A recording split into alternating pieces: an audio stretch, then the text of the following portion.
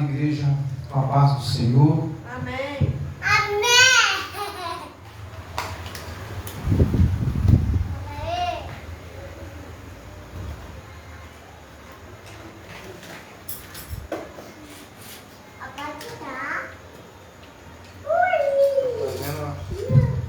Trazendo uma breve mensagem à igreja. Hoje é um culto de ceia, assim como todos os outros. É um culto de adoração ao Senhor. Que o Senhor nos ajude.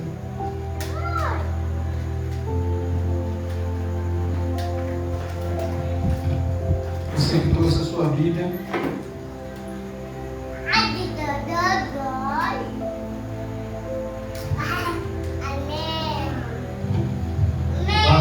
todos que estão participando pela live do Facebook. Eu sei que tem pessoas que estão ansiosas e desejosas pela palavra, porque o Espírito Santo ele fala conosco através da palavra, através da mensagem. E nós esperamos somente nele, porque só nele nós nos fortalecemos, só nele nós encontramos refúgio.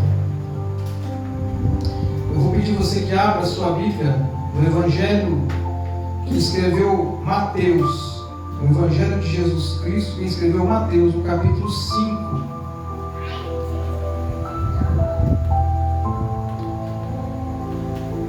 Do versículo 13, nós vamos ler.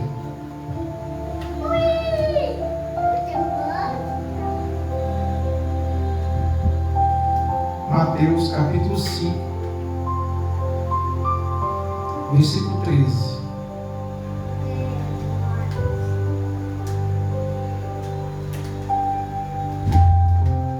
Assim diz a palavra do Senhor: vós sois o sal da terra, e se o sal for insípido, com que se há de salgar? Para nada mais presta senão para ser lançado fora e ser pisado pelos homens. Vós sois a luz do mundo. Não se pode esconder uma cidade edificada sobre um monte. Nem se acende uma candeia e se coloca debaixo do alqueire, mas no velador, e dá luz a todos que estão na casa. Assim resplandeça a vossa luz diante dos homens, para que vejam as vossas boas obras e glorifiquem o vosso Pai que está nos céus. Até aqui, Pai, nós te adoramos, nós te exaltamos pela tua infinita misericórdia, pela tua graça. Pai, que o Senhor vem estar falando conosco através da palavra, Deus, pelo louvor também, pelos louvores que foram entoados ao Senhor, louvores de glorificação ao teu nome, de engrandecimento do Senhor. Teu Espírito Santo, Pai querido, venha transformar tudo aquilo que precisa, ó Pai querido, ser transformado em nós. Retira de nós todo medo, toda aflição, todo orgulho. Fala conosco, Pai, mais uma vez nessa noite, em nome de Jesus. Amém.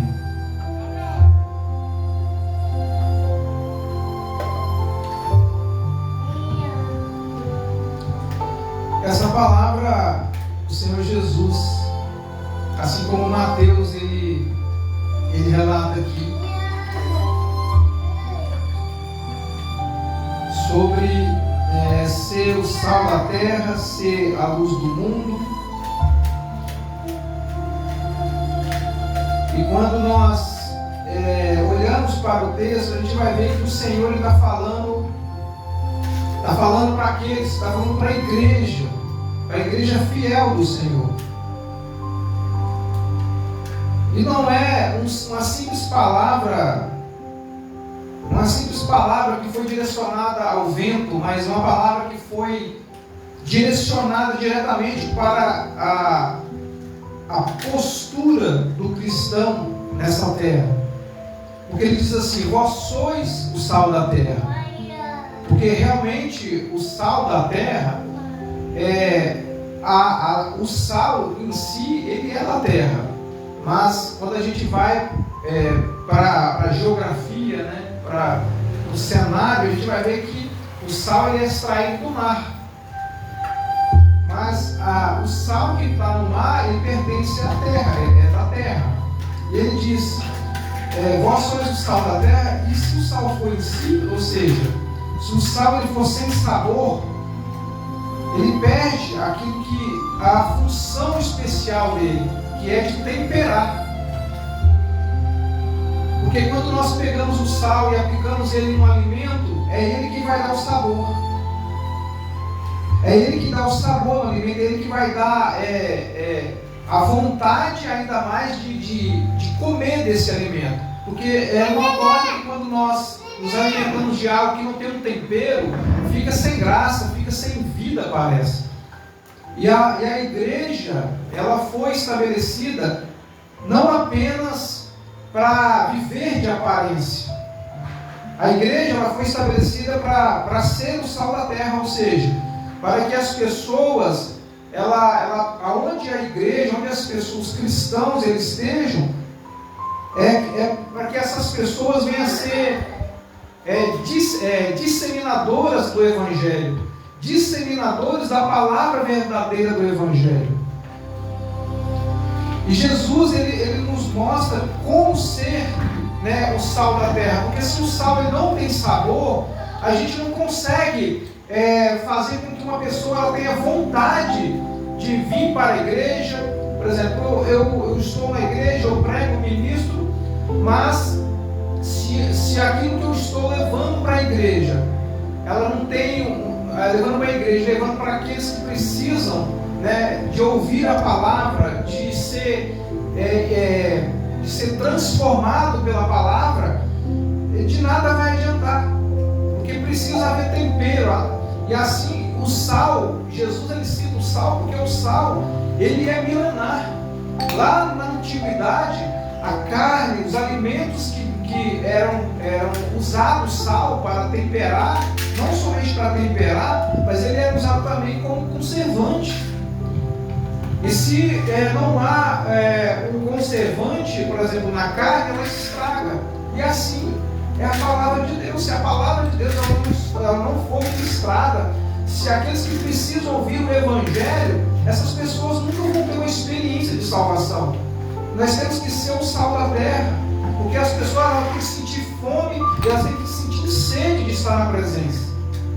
De não basta eu apenas vir aqui, colocar uma roupa bonita, preparar todo o ambiente do culto, mas se a presença de Deus, se aquilo que eu estou fazendo não manifesta a presença e a vontade daquele que é digno de toda honra, que é digno de todo louvor, porque nós não estamos aqui, eu não falo isso para questão de engrandecimento, nós não estamos aqui apenas brincando de evangelho, nós estamos assumindo a posição de levar o compromisso à frente daquilo que Deus pediu que nós fizéssemos, de levar e pregar a verdade, pregar a palavra.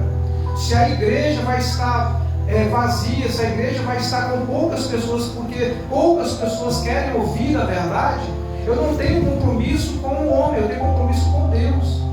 Então aqueles que estão ouvindo essa mensagem, certamente vai olhar para a Bíblia. Se eu terminar de pregar, você pode pegar a sua Bíblia e ir lá onde eu preguei e testificar daquilo que eu estou falando, porque eu não vou fazer um remendo teológico para poder induzir você a vir para a igreja, porque quem convence o homem de estar aqui é o Espírito Santo. Eu não convenço ninguém, eu apenas faço aquilo que o Senhor pediu. E aí ele fala assim, se não serve para salgar, se o sal ele não serve para salgar, o que faz com o sal que não presta? Se joga fora, e se lança fora e é lançado para ser pisados pelos homens. É interessante que nós vemos isso até mesmo dentro da igreja. É interessante que a gente vê coisas místicas. Eu já vi, presenciei pessoas que pegam o sal e jogam o sal dentro da igreja para que as pessoas pisem no sal. Então isso, a gente vê que como o Evangelho, como as pessoas, a sabedoria do homem, ela acabou entrando na igreja, e quando sabedoria humana ela entra na igreja, a sabedoria de Deus ela se afasta, porque isso não provém das Escrituras, porque as pessoas pegam o contexto espiritual e levam para a vida espiritual, porque isso não é uma realidade na vida da igreja. A igreja ela foi levantada assim como diz no versículo 14: vós sois a luz do mundo, e se não pode esconder uma cidade edificada sobre um monte. Porque aqui não está falando de aparecer, Jesus está falando, a igreja ela reflete a minha luz, porque Jesus é o sol da justiça. Vocês, o que Jesus está falando para os discípulos, é que nós como cristãos, nós temos que ser um exemplo para o mundo. Porque quando se constrói uma cidade edificada, e principalmente à noite, quando se acende as luzes, essa cidade ela vai ser vista por todos, mas não por questão de aparência, não porque as luzes elas são luzes bonitas, são luzes vermelhas, são luzes que piscam, assim como é colocado no Natal, né, um enfeite. Não, a igreja não é um enfeite. A igreja ela precisa ser exemplo, a igreja precisa ser testemunho para aqueles que estão vendo. E por isso, irmãos, nós estamos aqui, porque nós queremos ser exemplo para a igreja, não somente para aqueles que estão, assim como eu disse, nós somos aquilo que as pessoas nos veem, nós somos aquilo que as pessoas nos enxergam. E aí ele fala no versículo 15: nem se acende uma candeia e se coloca debaixo do alqueire, ou seja, o alqueire é um local onde que tampa a luz, que impede a luz de irradiar no ambiente. Se eu acendo a luz em um ambiente que está escuro, a tendência é que esse ambiente ele seja iluminado, porque não existe, segundo a ciência, as trevas ela existe por causa da falta da luz. Quando Deus cria, a Bíblia fala assim: no princípio Deus criou os céus e a terra, e Ele disse: haja luz. Por quê? Porque a ausência de luz só havia treva, e onde há luz, a treva tem que sair. Se você acender uma luz pequenina em um ambiente escuro, a tendência é que o raio de amplitude da luz é muito maior do que as trevas. E por isso que Jesus ele fala assim: vocês que são da luz, vocês têm que transmitir essa luz. Não é eu estar aqui apenas para dizer que sou um cristão, estar aqui me fazendo de cristão, de aparência, vivendo de aparência e não sendo luz.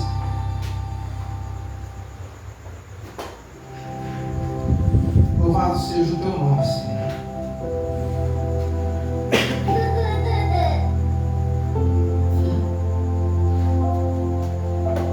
Assim como em João 12 ele fala assim: enquanto tendes luz, crede na luz, para que sejais filhos da luz. Estas coisas disse Jesus, e retirando-se, escondeu-se deles. E aí em Filipenses 2,15 ele fala assim: para que sejais irrepreensíveis e sinceros, filhos de Deus inculpáveis, no meio de uma geração corrompida e perversa, entre qual resplandeceis como astros do mundo. O que é isso? Porque o que é um astros, né? São coisas que foram criadas pelo Senhor e que transmitem a luminosidade. Por isso que Deus quando Ele criou os céus e a terra, Ele colocou o sol e a lua. Ele fala assim: a lua para ser um astro para iluminar a noite, e o sol para clarear durante o dia. Porque se não existe o sol, a gente vê alguns países, alguns locais do planeta que ficam 6 meses de noite. Então por quê? Porque não tem a presença da luz. E isso fala muito conosco, porque se nós não andarmos em luz, ou seja, ou nós andamos em luz, ou nós somos trevas. Não existe como existir treva e luz no meio ambiente. Então se eu sou luz, eu vou transmitir luz. E se eu estou em trevas, eu vou transmitir trevas. É impossível eu entrar num ambiente escuro, sem uma lâmpada, e conseguir caminhar sem tropeçar em algo. E a Bíblia fala que Jesus ele é o sol da justiça. E a igreja do Senhor, ela tem que irradiar, ela tem que resplandecer a luz de Jesus Cristo.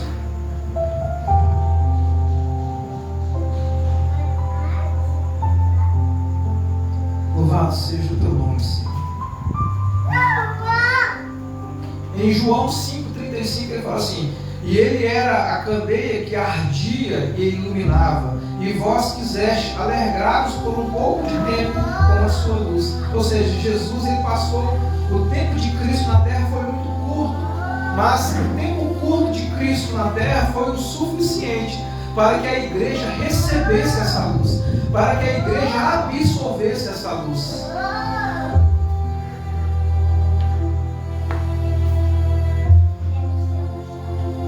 Louvado seja o teu nome, Senhor. Santo, santo é o teu nome. Em Efésios, capítulo 5, de 8 a 14, diz assim: porque no outro tempo, ou seja, uma outra época em que Jesus ainda não havia nos resgatado, nos tirado daquela vida promíscua de pecado, ele diz assim: e porque no outro tempo erais trevas, mas agora sois luz do Senhor, andai como filho da luz, porque o fruto do Espírito está em toda bondade e justiça e verdade, aprovado o que é agradável ao Senhor, e não comuniqueis com as obras infrutuosas das trevas, mas antes condenai-as, porque os que fazem oculto até dizê-lo é torpe, mas todas essas coisas se manifestam sendo condenadas pela luz, porque a luz tudo manifesta. Então, ou seja, o que Deus está falando, o Senhor me levou para essa palavra. Eu nem sabia que eu ia pregar, eu estava estudando durante o dia e literalmente eu abri esse texto e isso me prendeu nesse texto, porque quando a gente fala a respeito da luz, a gente vai lá para o Apocalipse, porque quando João ele tem a visão do reino de Deus, do trono de Deus, a Bíblia fala que ele vê um semelhante ao Filho do Homem, que está em Apocalipse, Apocalipse, capítulo 1.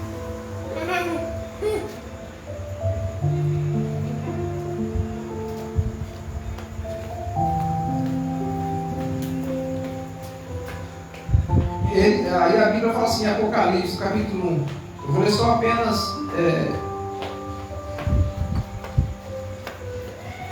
versículo 3, ele fala assim: e no meio dos 7 castiçais, um semelhante ao Filho do Homem, vestido até os pés de uma roupa comprida e cingido pelos peitos com um cinto de ouro, e a sua cabeça e cabelos eram brancos como a neve, e seus olhos como chama de fogo. Ou seja, que aquele que sonda tudo, que vê tudo, e os seus pés semelhante ao latão reluzente, como se tivessem sido refinados numa fornalha, e a sua voz como uma voz de muitas águas. Ou seja, uma voz de muitas águas é uma voz onde você não consegue ouvir outra coisa. Se você chegar perto de uma cachoeira, você não vai conseguir ouvir outra coisa a não ser o barulho das águas. Ou seja, aqui está falando que aqueles que estão em Cristo, eles vão ouvir apenas a voz do Senhor. É uma voz que não tem como outra voz se sobrepor a ela. Aqueles que estão na luz, eles vão ouvir a voz do Senhor. E aí, no versículo 17, ele fala assim: e eu, quando vi, caí aos seus pés como morto. Ou seja, o poder, quando ele chegou perto de Cristo, ali, nesse arrebatamento em espírito, o João, ele desaba aos pés do Senhor.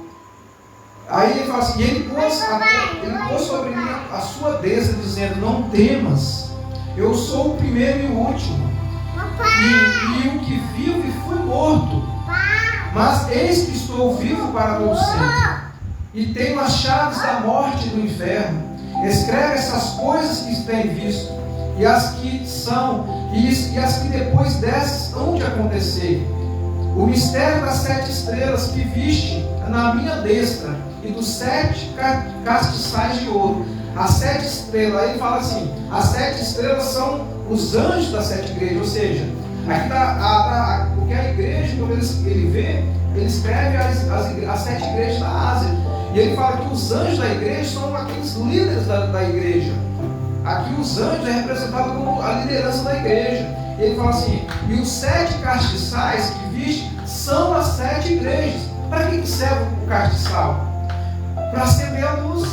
A igreja existe, no castiçais, existe 7 locais onde se acende as lâmpadas. No tabernáculo era acendido, o Senhor fala assim, todas as vezes, a luz do castiçal ela não se apaga, ela tem que ficar acesa. Então, aqui a palavra de Deus está falando que nós é o sal da terra, mas também como luz.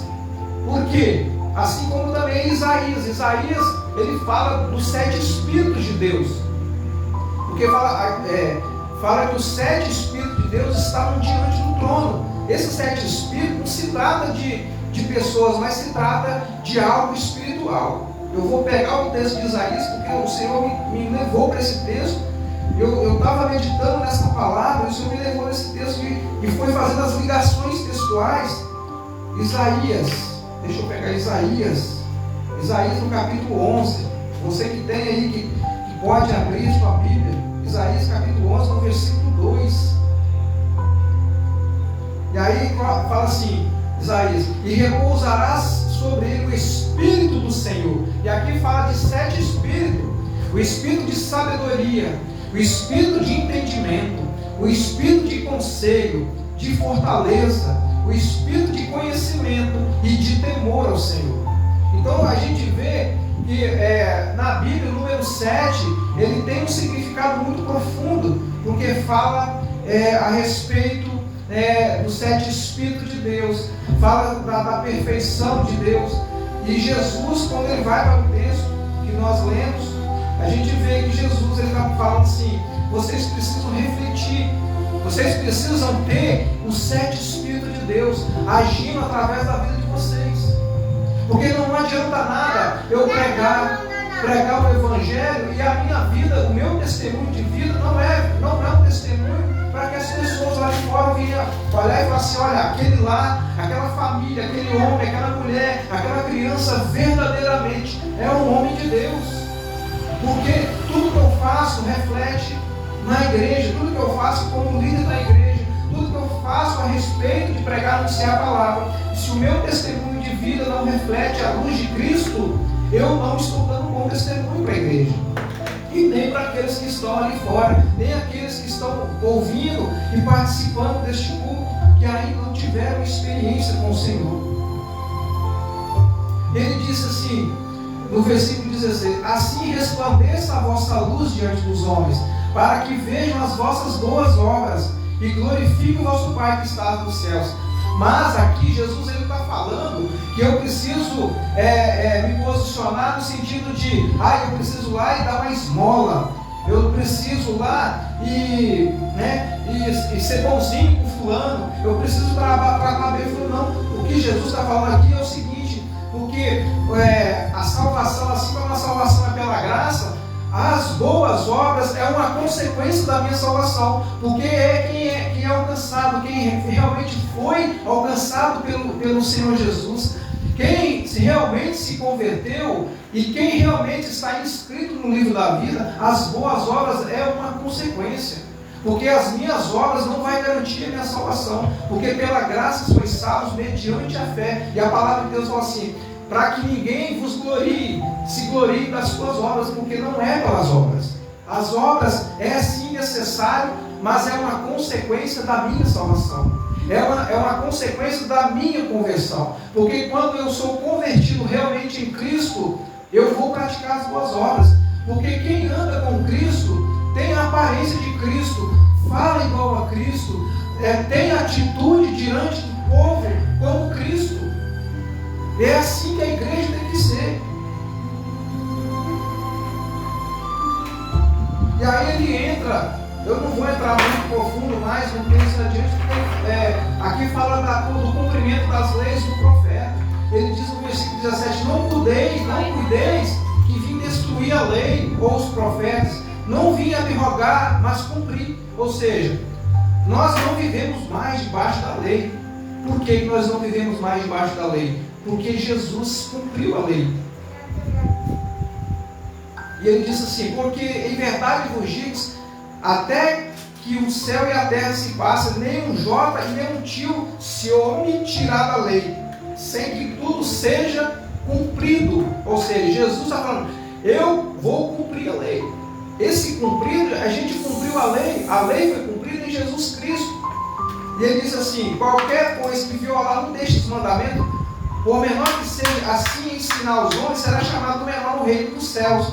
Aquele, porém, que cumprir e ensinar, será chamado grande no reino de Deus. Por quê? A lei, ela não salvava ninguém.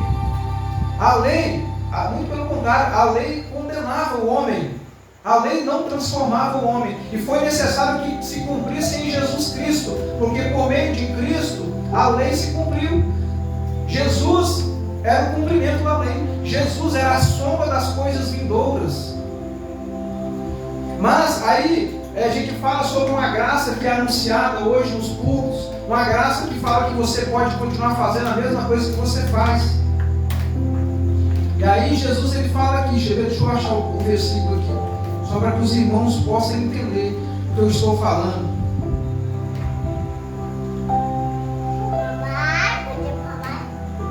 Aqui o versículo 21. Ouviste que foi dito aos antigos, ou seja, o que foi dito lá no Antigo Testamento, versículo 21. Ele diz assim: não matarás, mas qualquer que matar será réu de juízo. Aí, quando se fala dessa graça que Jesus anunciou, essa graça que os discípulos anunciaram por meio de Jesus Cristo, pela morte de Jesus Cristo, aí Jesus fala assim, portanto, eu porém vos digo, ou seja, quando Jesus aqui está falando sobre o sermão da montanha, ele fala assim, eu porém vos digo, que qualquer que sem motivo se encolerizar contra o seu irmão, será réu de juízo. E qualquer que disser ao seu irmão, raca, será réu do sinédrio. E qualquer que lhe disser louco, será réu do fogo do inferno. O que Jesus está falando? Lá no Antigo Testamento, para mim ser condenado, seguindo a lei, eu tinha que matar alguém. Aqui, quando eu desejo mal para alguém, quando o meu coração, ele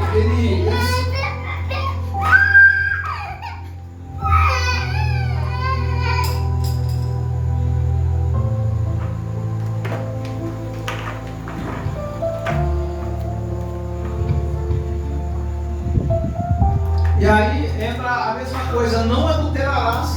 Jesus, ele fala, lá no Antigo Testamento, lá se eles adulterassem, era réu de juízo. Só que aqui no Novo Testamento, Jesus ele fala assim, se você olhar e cobiçar e desejar, você já adulterou. Então, ou seja, a lei, ela era do Antigo Testamento, mas ela foi aprimorada por Jesus. A lei, ela foi eu posso dizer que ela foi reformulada por Cristo, porque quando há troca de sacerdócio, também há troca de lei. Então Jesus, a lei se cumpriu em Cristo, mas a lei, Jesus ele não eliminou a lei, ela foi reformulada, ela não caiu, ela subiu, porque antes eu precisava matar para poder receber o juízo. Hoje, se eu olhar e desejar mal no meu coração para um irmão ou para uma pessoa, eu já sou condenado pelo juízo. Se eu olhar com uma pessoa com cobiça, lá no Antigo Testamento eu tinha que cometer o adultério, eu tinha que cometer o ato de adultério, e ali quem cometia adultério era apedrejado. Hoje, se eu olhar com desejo, se nós olharmos com desejo e cobiçar, nós já adulteramos. Então Jesus está falando, eu não vim para revogar a lei, eu vim para aprimorar ela. E a graça que hoje é anunciada hoje é uma graça que não nos dá o direito de pecar, é uma graça que não dá os direitos de profanar o sangue da aliança, porque quando eu cometo o mesmo erro que eu cometia antes de eu me converter, a própria Bíblia fala, é mais fácil eu conquistar uma cidade fortificada do que eu voltar com uma pessoa que um dia caiu da graça, caiu da misericórdia de Deus para o arrependimento. Não sou eu que estou dizendo, é a Bíblia que está dizendo. Então por isso que nós, como igreja, nós temos que dar o bom testemunho, porque quando eu faço algo e eu escandalizo o meu irmão, se eu faço algo que faça com que o meu irmão caia, na fé, que ele se apostate da fé, eu vou ser culpado do sangue dele. E essa palavra nessa noite para nós, para mim e para você, para que eu e você possamos refletir, nós estamos sendo o sal da terra, nós estamos sendo e transmitindo a luz de Jesus Cristo, aquilo que Ele pediu para fazer. Será que o meu comportamento em casa, no trabalho, na igreja, o meu comportamento como um cristão, será que eu estou refletindo a luz de Cristo? Será que aquilo que Jesus diz que eu preciso ser um sal da terra, as pessoas vão olhar e vão falar assim: eu tenho sede e fome de estar perto dessa pessoa, porque essa pessoa ela me atrai. Quando eu me sinto bem quando eu estou perto dessa pessoa. Essa pessoa, quando eu estou perto dela, me sinto bem. Eu sinto a presença de Deus na beira dela. Quando eu estou perto da pessoa, eu consigo sentir a presença de Deus. Eu sinto o Espírito Santo fluindo através da vida dessa pessoa. Por quê? Porque exala a essência de Jesus. Porque quem está com Cristo, ele anda como Cristo. Ele age, ele fala como Cristo. Quem está com Cristo, ele reflete a imagem de Jesus. Assim como Pedro, mesmo negando Jesus, as pessoas olhavam para Pedro e falavam: ei, você fala igual a ele, você anda, até o jeito de andar é igual a ele, você se comporta, a roupa que você veste é igual a de Jesus. Que nós possamos ser semelhante a Cristo. Nós nunca vamos chegar a ser igual a ele, mas nós seremos semelhante no sentido porque Jesus ele era santo. Jesus ele não tinha pecado. Nós somos pecadores. Se nós dissermos que nós não pecamos, nós somos mentirosos. E nós estamos aqui para adorar e para bendizer o nome dele. A honra, a glória e o louvor seja para ele. E aí eu quero só deixar um texto de Levítico, porque quando Jesus ele fala do sal da terra, o próprio Deus ele também se agradava. Ele se agrada do sal. Eu vou ler o texto, se você quiser ir. Você que Deus ele me levou aqui em alguns textos específicos. Levítico capítulo 2, versículo 13. Olha só que coisa tremenda isso aqui. Levítico 2, capítulo 2, versículo 13. Olha só que coisa tremenda isso aqui. Diz que Jesus lá no Novo Testamento, Jesus fala de sal. Ele diz assim: todas as tuas ofertas, dos teus alimentos, temperará com sal. Ou seja, a oferta de alimento que era levada para Deus, ela não era uma simples oferta de alimento. A oferta de alimento que era entregue lá no templo, como oferta a Deus, era temperada. Está em Levítico, não sou eu que estou dizendo, está na palavra. Ele fala assim: e não deixarás faltar a tua oferta de alimentos, o sal da aliança do teu Deus. Em todas as tuas ofertas oferecerás o sal. Então entenda, irmãos, nós como igreja, nós temos que ser o sal da terra, porque o sal da terra é a oferta a Deus. Porque assim como o Senhor diz assim, que Ele busca adoradores que o adorem em espírito e em verdade. E o apóstolo Paulo fala assim, que nós devemos nos apresentar ao Senhor como sacrifício vivo. E olha só, e o alimento como nós, como sacrifício vivo, nós temos que ser sal, porque Deus não aceita o homem sem ser sal, sem ter o tempero. Está na Bíblia, em Levítico 2 que nós lemos agora. E as tuas ofertas, os teus alimentos temperará com sal, e não deixará faltar a tua oferta, o alimento, o sal da aliança. Isso é tremendo para nós. Louvado seja o teu nome, Senhor, por esta palavra. Santo é o teu nome. E aí, Colossenses 4. Eu gosto de colocar os versículos para que a igreja acompanhe. Porque não é um simples contexto, né, bíblico, mas é uma ligação pessoal. Que a palavra de Deus ela é completa, as referências bíblicas a respeito disso é completa. E Deus, se alguém chegar e falar que a Bíblia ela não se completa, a própria Bíblia ela explica a própria Bíblia. E você quando você lê as Escrituras, a Escritura vai falar com você. Colossenses capítulo 4 diz assim, versículo 6: a vossa palavra seja sempre agradável, temperada com o quê? Com sal, para que saibais como vos convém responder a cada um. Ou seja, tudo que eu falo tem que estar temperado com sal, porque as pessoas têm que sentir o sabor da palavra que está em terra. As pessoas precisam entender que quando um cristão que ele é o sal da terra, essa pessoa vai ouvir a palavra e essa pessoa vai falar: esse homem realmente é um servo de Deus. porque ele fala e me dá vontade de ouvir falar.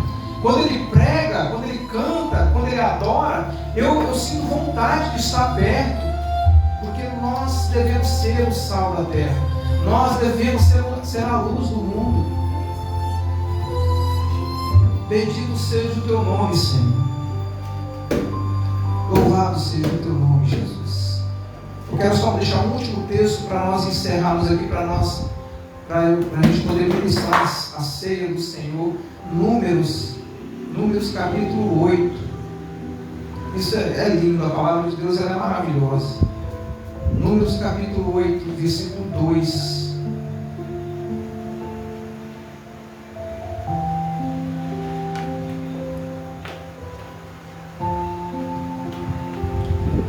Quando se fala da lâmpada, da igreja, do castiçal, diz assim: falarão, e diz-lhe, quando acenderes as lâmpadas, as 7 lâmpadas iluminarão o espaço em frente ao candelabro. Então, ou seja, aqui Jesus, quando ele fala, ele está falando que a igreja, ela é necessária. Por que a igreja ela foi estabelecida na terra? Para que ela pudesse exalar, que ela pudesse transmitir a luz de Jesus Cristo para o mundo. Enquanto nós vemos o cenário do jeito que está aí, pessoas se desviando da verdade, guerras, destruição, a gente vê o reino das trevas principalmente entrando, as igrejas dando permissividade para que o reino das trevas se apodere das coisas que deveriam não estar dentro da igreja, que o homem está deixando as trevas entrar dentro da igreja.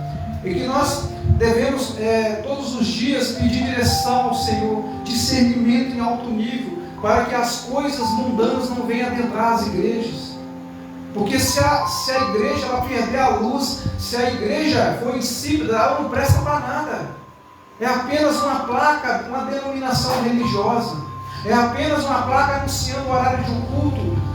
E nós não queremos isso. Nós queremos ser uma igreja bíblica, uma igreja fiel, que vai levantar a verdade, que vai pregar a verdade, que vai confrontar o pecado, porque sem confronto não há transformação de vida. Se as pessoas entram na igreja, elas não são confrontadas.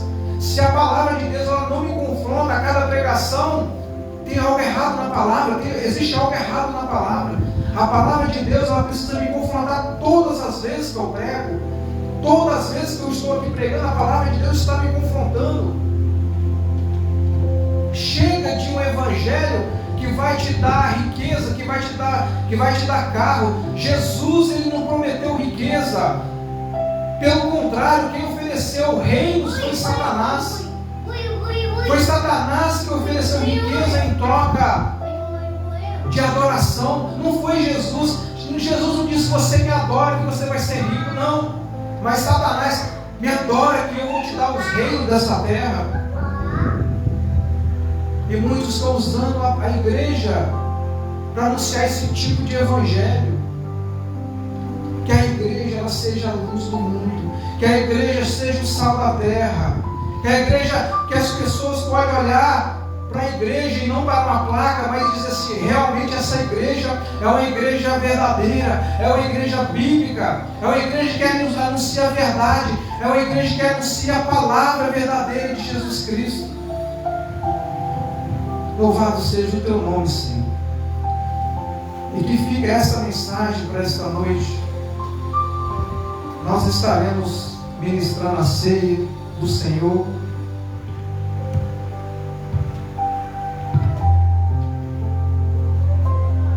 Isso aqui é um memorial. É um memorial que Jesus Cristo estabeleceu antes da sua morte.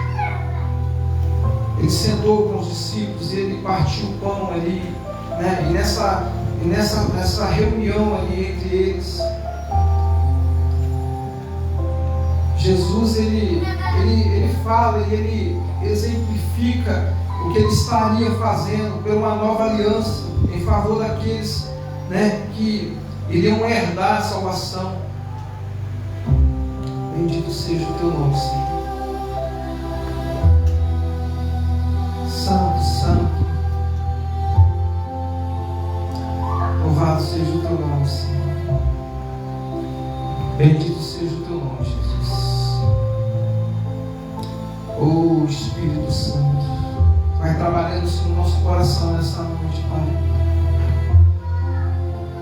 tirando, Senhor, toda tristeza, toda angústia, toda aflição, Pai, toda incerteza. Pai, visita aqueles que estão participando também deste culto pela live, Pai. Que a Tua palavra, Senhor, venha ser como espada de dois gumes, Senhor, que vai adentrar, Senhor, o coração. Vai tirando o coração de pedra, Senhor, colocando o coração de carne, Senhor. Pai, que Teu sangue precioso, Pai, seja derramado sobre nós, para nos purificar, Pai. Esse sangue que purifica, que nos limpa, que nos liberta, Pai. Pai, vai curando, Senhor, vai transformando. Pai, em nome de Jesus, que o Senhor possa visitar cada família representada, Senhor. Os amigos e parceiros que estão conosco na live, Senhor. Que a Tua graça e a Tua misericórdia seja sobre nós, Senhor. Fica conosco, Pai. Fica conosco, Pai. Fala, Senhor, no nosso coração nessa noite. Em nome de Jesus. Eu vou estar distribuindo a ceia aqui. E depois eu vou estar lendo o texto. Louvado seja o Teu nome, Senhor.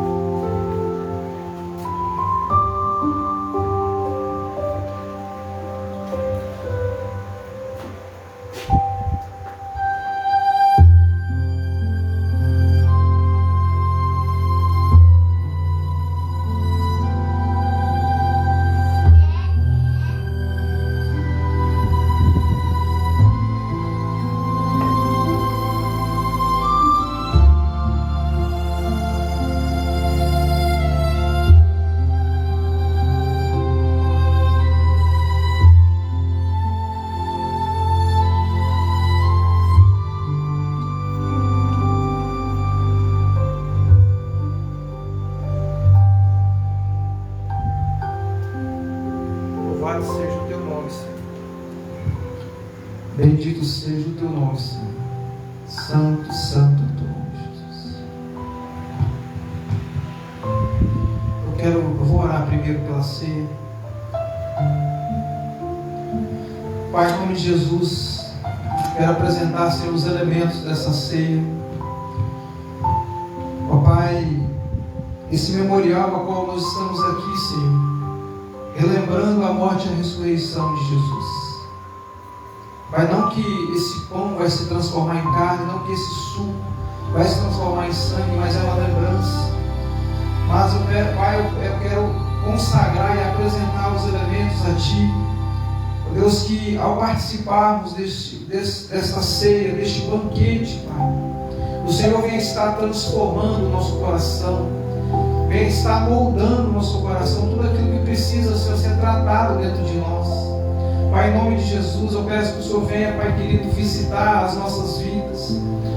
Ó Pai, que o sangue precioso de Jesus que foi derramado na cruz do Calvário, Pai, ele não seja, Pai querido, apenas um momento específico, Pai, mas que sejamos, ó Pai, atentos àquilo que o Senhor tem para nós todos os dias. Assim como a Tua palavra foi ministrada aqui, Senhor. Que nós possamos, ó Pai querido, estar em comunhão constante com o Senhor. Pai, em nome de Jesus, que a Tua graça e a misericórdia sejam sobre nós. Em nome de Jesus. Amém.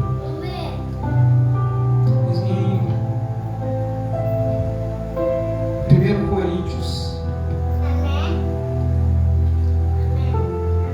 1 Coríntios capítulo 11, versículo 23, diz assim: porque eu recebi do Senhor o que também vos ensinei, que o Senhor Jesus, na noite que foi traído, tomou o pão, e tendo dado graças, o partiu e disse: tomai, comei, isto é o meu corpo que é partido por vós, fazei isto em memória de mim. Semelhantemente também, depois de cear, tomou o cálice, dizendo: este cálice é o novo testamento do meu sangue, fazei isto todas as vezes que bebeis em memória de mim. Porque todas as vezes que comedes este pão e bebedes o cálice, anunciais a morte do Senhor até que venha. Portanto, qualquer que comer este pão e beber o cálice do Senhor indignamente será culpado do corpo e do sangue do Senhor. Examina-se, pois, o homem a si mesmo, e assim coma deste pão e beba deste cálice. Amém? Você pode participar dos elementos do pão, do suco.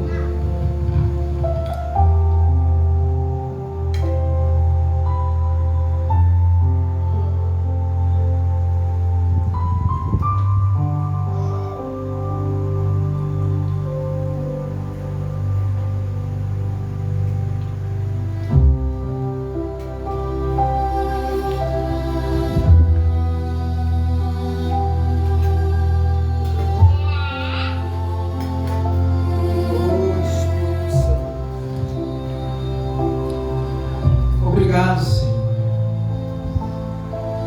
Tu és bendito e adorado, Senhor. Santo, santo, santo é o teu nome, Senhor.